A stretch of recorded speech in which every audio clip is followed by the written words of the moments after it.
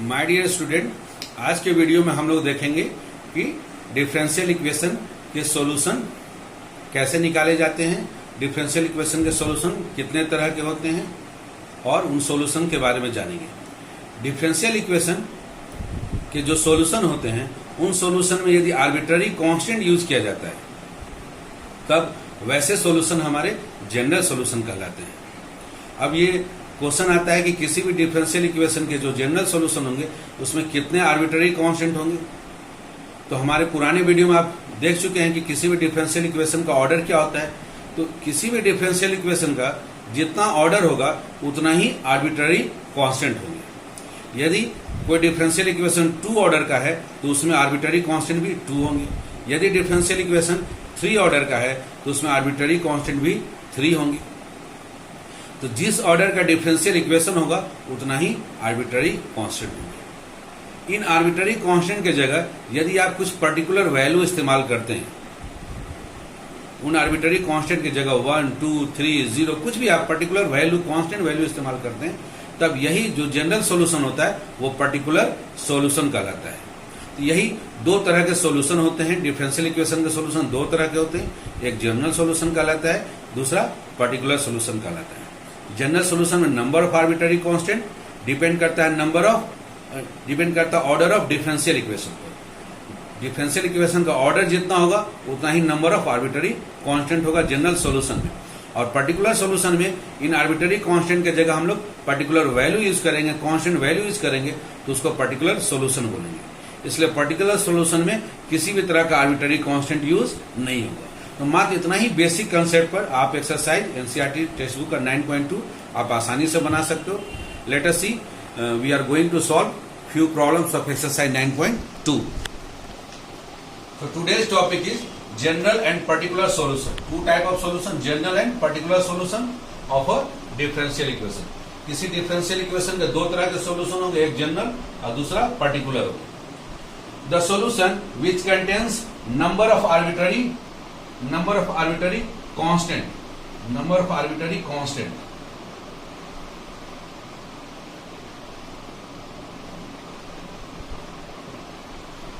एक सॉल्यूशन जिसमें जो नंबर ऑफ आर्बिट्ररी जो कांस्टेंट होंगे equal to the order of the differential equation. वो डिफरेंशियल इक्वेशन का जो ऑर्डर होगा उसके बराबर होता है।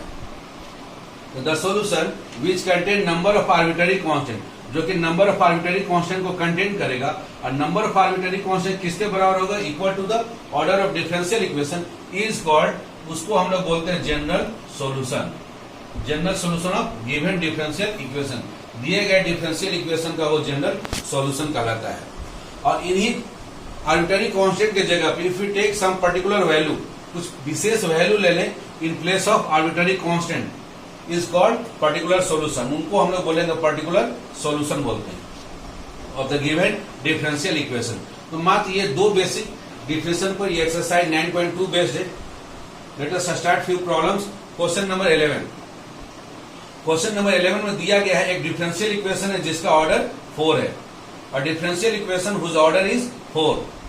तो उसमें पूछा जा रहा है कि find the number of arbitrary constant in general solution. तो उसके जनरल सॉल्यूशन में कितने आर्बिट्ररी कांस्टेंट होंगे। अभी हम लोग डिस्कस कर चुके हैं, जितना ऑर्डर होगा उतना ही नंबर ऑफ आर्बिट्ररी कांस्टेंट होगा, अर्थात 4 आर्बिट्ररी कांस्टेंट होगा।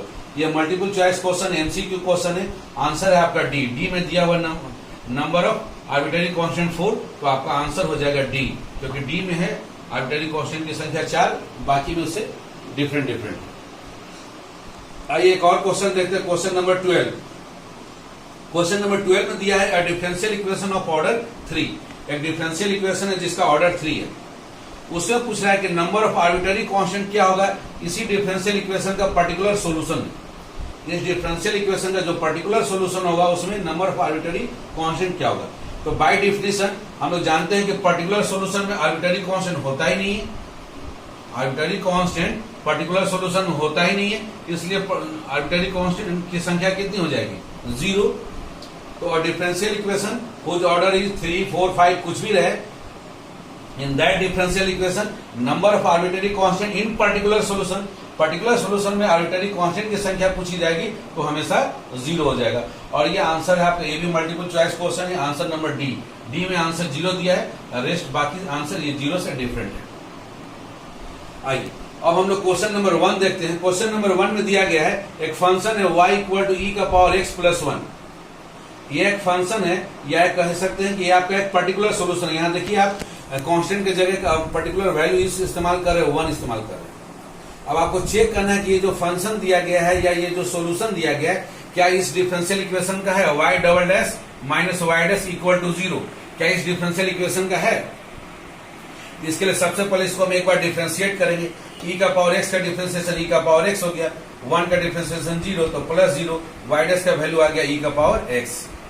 इसको एक बार और डिफरेंशिएट कर देंगे तो y डबल डैश हो जाएगा, ये सेकंड ऑर्डर डेरिवेटिव हो गया, और ये पहले वाला फर्स्ट ऑर्डर डेरिवेटिव। e का पावर x को एक बार और डिफरेंशिएट करेंगे x के रिस्पेक्ट में तो वो e का पावर x ही रहेगा।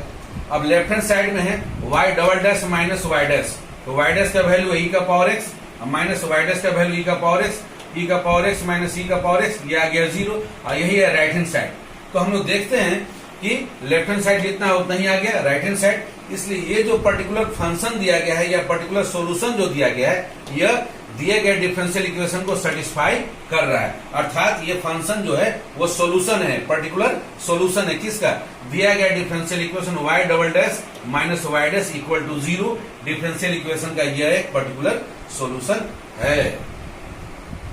सो गिवन फंक्शन ये जो y इक्वल टू e का पावर x प्लस 1 है इज अ सॉल्यूशन, ये एक सॉल्यूशन है किसका, given differential equation y double dash minus y dash equal to 0, उसका ये सॉल्यूशन है, पर्टिकुलर सॉल्यूशन है।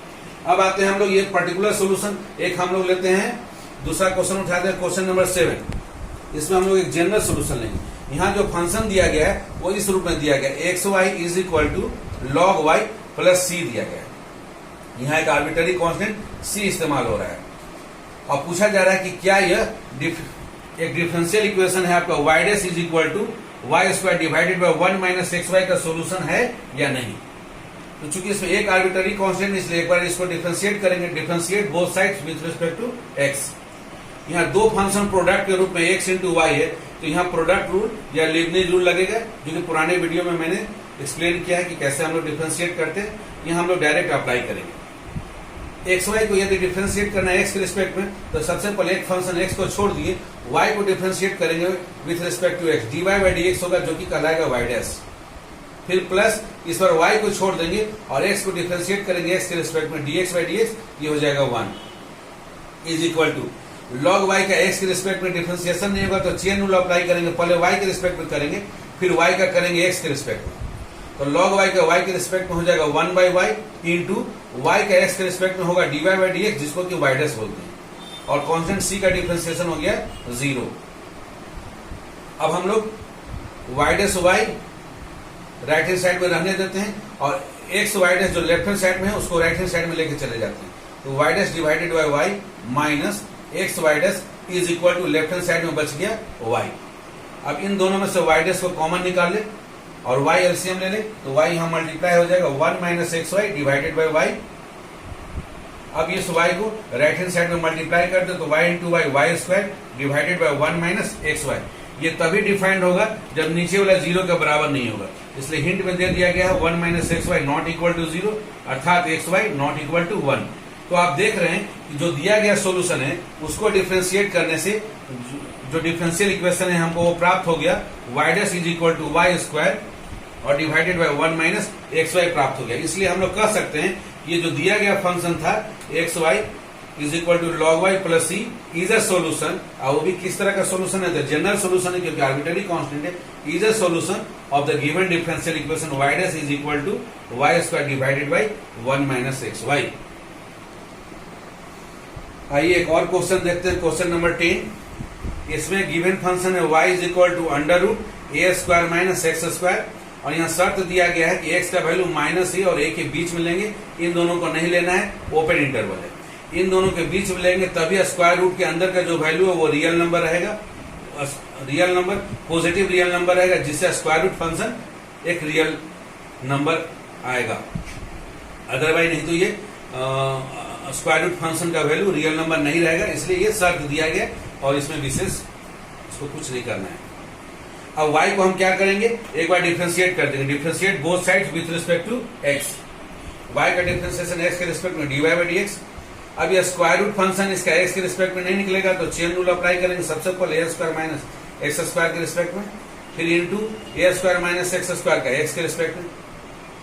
अब रूट अंडर x का x के रिस्पेक्ट में डिफरेंशिएशन होता है 1 डिवाइडेड बाई 2 रूट अंडर, नीचे में 1 divided by 2 root under x, x के बदले में है a square minus x square into a square constant, इसका डिफरेंशिएशन x के रिस्पेक्ट में 0 माइनस एक्स स्क्वायर का डिफरेंशिएशन माइनस 2x, 2 और 2 कैंसिल हो गया, यह गया minus x divided by root under a square minus x square.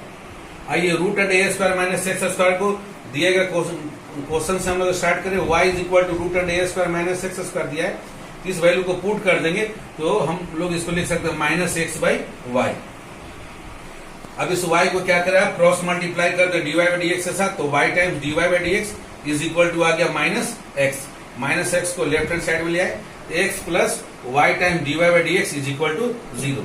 तो फिर आप यहाँ देख रहे हैं कि y इक्वल टू ये जो सोल्यूशन दिया हुआ है, ये जो फंक्शन दिया हुआ है वो क्या है, x plus y dy by dx equal to 0 differential equation को सेटिस्फाई कर रहा है। इसलिए जो दिया गया गिवन फंक्शन है वो सोल्यूशन है किसका, दिए गए डिफरेंशियल इक्वेशन का।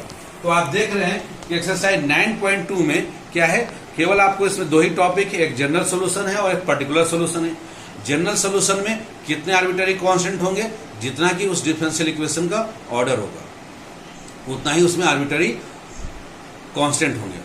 और आपको इसमें केवल चेक करना है कि दिया गया जो सोल्यूशन है वो या तो आपका जनरल सोल्यूशन दिया गया है या पर्टिकुलर सोल्यूशन दिया गया है, वो डिफरेंशियल इक्वेशन को सेटिस्फाई करता है या नहीं करता, बस इतना ही चेक करना है। ये भी 1 मार्क्स क्वेश्चन ही एग्जाम में आते हैं, इससे ज्यादा मार्क्स का क्वेश्चन पॉसिबल नहीं होता है। आगे के वीडियो में आप देखेंगे होमोजीनियस डिफरेंशियल इक्वेशन जो कि, या लीनियर डिफरेंशियल इक्वेशन जो कि 4 मार्क्स या 6 मार्क्स में क्वेश्चन में पूछे जाते हैं। ओके, अगर आज के वीडियो में कोई समस्या हो, कोई प्रॉब्लम हो एक्सरसाइज 9.2 को बनाने में, तो आप मेरे कमेंट बॉक्स में लिखकर भेज सकते हैं, मैं उसको सॉल्व करके नेक्स्ट वीडियो में आपको प्रोवाइड करूंगा। और ये वीडियो आपको पसंद आता है तो इसको लाइक एंड सब्सक्राइब करें और बेल आइकन दबाना नहीं भूलेंगे। Okay, thank you.